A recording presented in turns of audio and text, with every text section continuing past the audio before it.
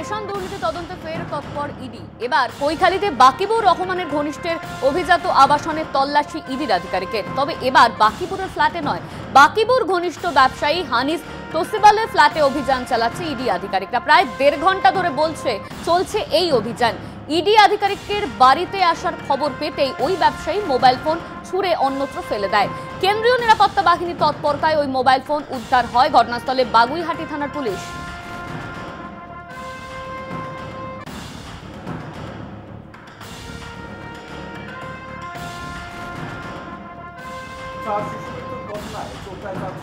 কংগ্রেসের 12 সদস্যের প্রতিনিধি দলে রয়েছেন সাংসদ ও বিধায়করা। এদিন সকালেই উত্তর দিনাজপুরের দাসপাড়া বিএসএফ ক্যাম্পের সামনে উপস্থিত হবেন। বিএসএফ এর ব্যর্থতার কারণে 4 শিশুর মৃত্যু হয়েছে বলেই দাবি তৃণমূলের।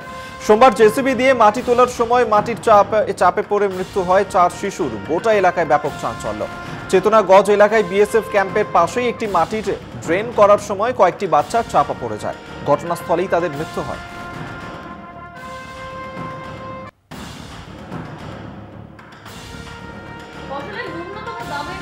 আজ কৃষকদের দিল্লি চলো অভিযান। দিল্লিতে 144 ধারা জারি। দিল্লি হরিয়ানা সীমানার একাধিক এলাকায় শক্তিশালী করা হয়েছে নিরাপত্তা। একাধিক রাস্তায় কংক্রিটের ব্লক, স্পাইক, কাঁটা তারের ব্যারিকেড ফেলে কৃষকদের আটকানোর প্রস্তুতি। পুলিশের বিশাল বাহিনী মোতায়েন। দিল্লি ছাড়াও হরিয়ানার একাধিক বর্ডারে পুলিশের আঁটোসাঁটো নিরাপত্তা।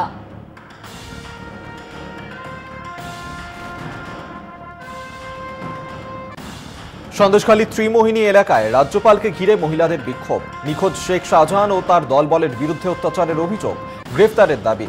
পাশে থাকার বার্তা সিভি আনন্দ বোসের। প্রয়োজনে ফোন করুন, রাজভবনের হেল্পলাইন নম্বর দিয়ে বললেন রাজ্যপাল। This can never happen. We should fight it out under the Constitution. I will fight it out under the Constitution. I will fight it out within the laws of the land. I will fight it out the democratically elected government of the state. Certainly, we will spare no efforts to see that the guilty are punished.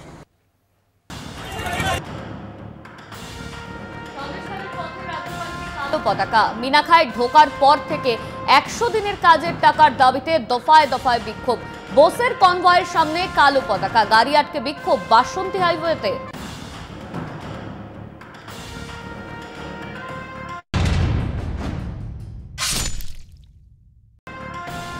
সন্দেশখালীর পাশে থাকার বার্তা দিয়ে বিশেষ T shirt BJP বিধায়কদের। বিধানসভার ওয়েলে নেমে শুভেন্দু অধিকারীর নেতৃত্বে বিজেপি বিধায়কদের বিক্ষোভ।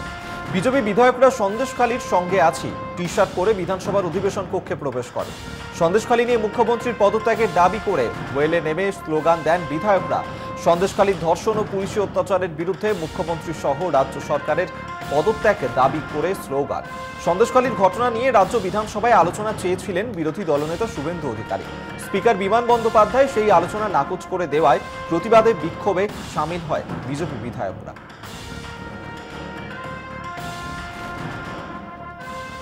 বিধানসভায় সন্দেশখালীর উত্তাপ। শনিবার পর্যন্ত বিরোধী দলনেতা শুভেন্দু অধিকারী সহ 6 জন বিজেপি বিধায়ককে সাসপেন্ড করলেন অধ্যক্ষ বিমান বন্দ্যোপাধ্যায়। শুভেন্দু অধিকারী, মিহির গোস্বামী, শঙ্কর ঘোষ, অগ্নিমিত্রা পল, তাপসী মণ্ডল এবং বঙ্কিম ঘোষকে সাসপেন্ড করা হয়। সাসপেনশনের পর অধিবেশন থেকে ওয়াকআউট বিজেপির। সন্দেশখালীর জন্য সাসপেন্ড হয়ে খুশি বিজেপি বিধায়করা।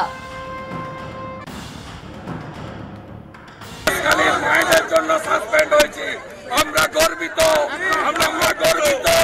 সন্দেশখালীর জন্য, মায়েদের জন্য আমরা সাসপেন্ড হয়েছি। সন্দেশখালীর মায়েদের জন্য এই চোর মমতার সরকার, ধর্ষণের সরকার আমাদের সাসপেন্ড করেছে। কিছুই না, ওরা যখন বেরিয়ে যাচ্ছিল তখন স্লোগান দিতে দিতে তখন আমি বলছিলাম চলে যাচ্ছেন তো, প্রত্যেক দিনই ওরা চলে যায়। এবং এই হাউসটা ওরা প্র্যাকটিক্যালি করেনি, কোনোভাবেই করেনি। প্রত্যেক দিনই কোনো না কোনো স্লোগান দিয়ে বেরিয়ে গেছে এবং বিধানসভাকে ডিস্টার্ব করেছে।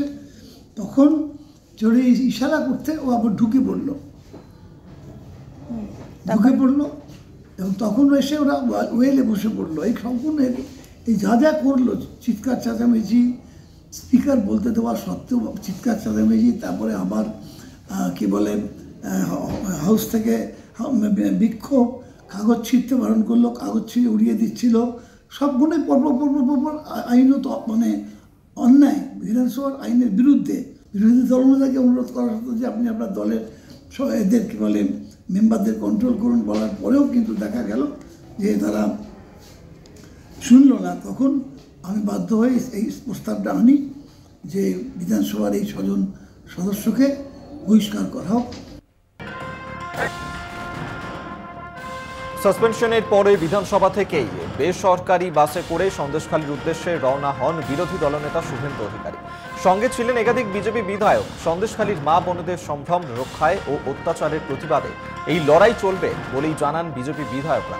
সন্দেশখালীর অনেক আগেই সায়েন্স সিটির কাছে বাস আটকালো পুলিশ। রাজ্যপালকে ছাড় দিলে কেন বিজেপিকে নয়, প্রশ্ন শুভেন্দুর। দীর্ঘক্ষণ রাস্তাতেই দাঁড়িয়ে থাকে বিজেপি বিধায়কদের বাস।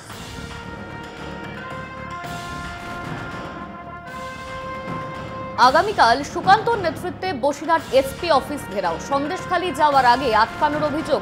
মঙ্গলে আদালতের দ্বারস্থ শুভেন্দু। 15 তারিখ ফের সন্দেশখালী যাচ্ছেন বিরোধী দলনেতা শুভেন্দু অধিকারী।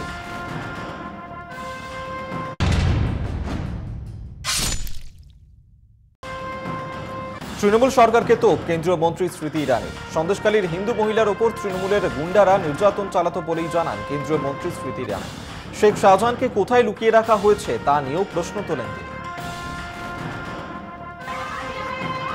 इन महिलाओं के अगर वक्तव्य को आप बांग्ला में सुने तो उनका ये कहना है कि विशेष रूप से हिंदू परिवारों में आकर महिलाओं को टीएमसी के गुंडे चिन्हित करके जाते। ये ग्रामीण अंचल की औरतें हैं जो अपने लोकल मीडिया से बात करने बांग्ला में निकली थी।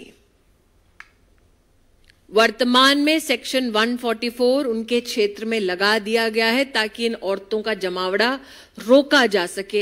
घर घर जाकर ममता के गुंडे अब छोटी उम्र के हिंदू परिवार की बहुओं को उठवाकर उनका बलात्कार हो रहा है, उस पर ना कुछ कहती हैं और कहने वालों को विधानसभा से सस्पेंड करा देती हैं।